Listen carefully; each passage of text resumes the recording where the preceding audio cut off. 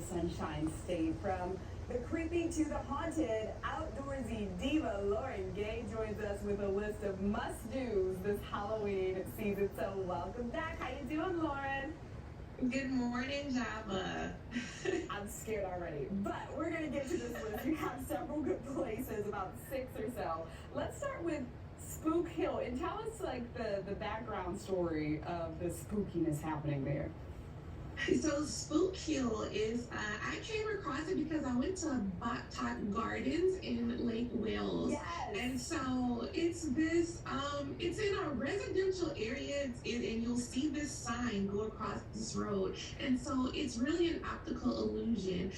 You put your car in neutral, and it looks like you're just going uphill, like you're being pulled. There's a lot of different stories to the legend. One is a pirate, a ghost who's there pushing your car. There's legends about an indigenous chief from back in the day that's buried in the area. There's all kinds of different spooky stories, but it's a cool thing to do and to try. Okay, yeah, mark that off your bucket list. Say you did it once if you're living here in Florida. Let's move on to St. Augustine. What's happening there?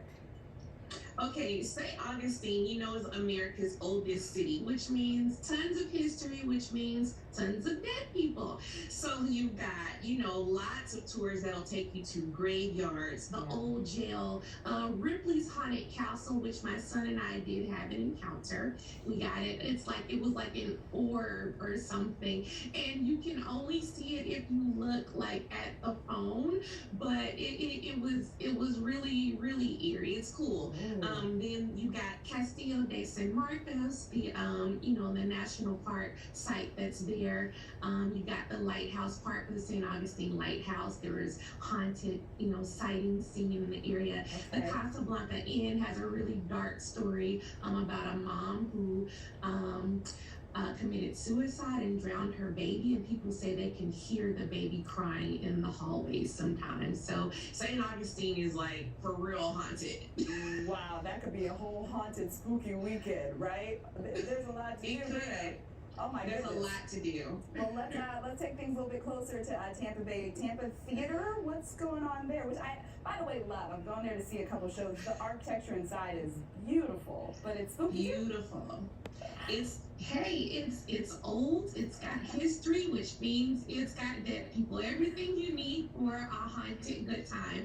They've got a Ghost of Tampa Theater tour. It's about 90 minutes, and they'll take you all through the building, the hallways, backstage, and they'll tell you all of this history. There's a special guest that has a certain seat out in the audience, and they'll tell you all about that. Okay, so a seat I need to stay away from next time I go and see a show there. Good to know. Okay, we're going to Ybor City. So they have a really cool ghost tour. We've had Max on the show a couple times and gone out and actually done the ghost tour with him. Tell us about that for people who've never heard of it. And so if you haven't done it before, Ybor City has its very own ghost tour. You're going to learn about the history and the early origins of the area. They're going to take you to different places. But for me, I think the highlight is the Tampa Cuban Club. Yeah. I have been in that building for some other events at night by myself in the hallways, and I have heard some things I could not explain. It is definitely a tour worth doing, and you are likely to have a couple of experiences.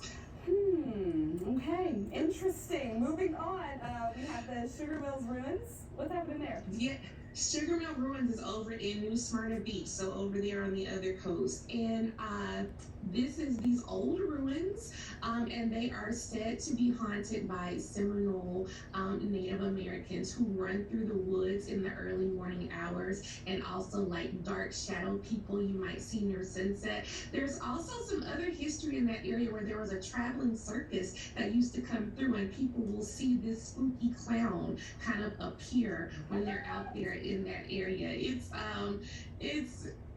a neat thing to do. I did not have any encounters on that one, but I also didn't go at sunset. I'm a chicken. I love how you're saying you love all this stuff, but you're still a chicken at your core. That is so funny to me. All right, Lauren, you have one last place we should check out at State Park. Yeah, so Corishan State Park is down in Estero, Florida. So they were known for having this new religion, the Corishan religion, which was started by Cyrus Teed and his followers. There is some crazy history from the 1800s there of basically everyone there, they died. And so they left the bodies, and like the health department had to make them go and bury the body in a mausoleum, and it washed away in a storm. It's crazy. So they've got a lot of those old buildings, a National Historic District inside of that park, and cabins and stuff. Okay. And I couldn't stay there. I tried to go and stay in one of the cabins, and I got spooked out. And I know some other people who've had similar experiences of like seeing a little boy, and then you go back, your kid is like, "Mommy, I want to play with this kid." And then we went back, and I was like, "What kid? There's no kid here." It's spooky. So if you like that kind of stuff, go for it. I couldn't stay the night. You've been warned by the outdoorsy diva herself. The part about it for me, Lauren, is the history aspect of all the different places that you've mentioned. I've learned so many things about the state that I didn't know, so I definitely want to explore that a little bit further. But thank you for walking us through all of the spooky happenings in the area. We appreciate it, my friend. Have a good one. Have a spooky good time, y'all. All right. Okay, for more information, you can head to Lauren's blog, which is outdoorsydiva.com.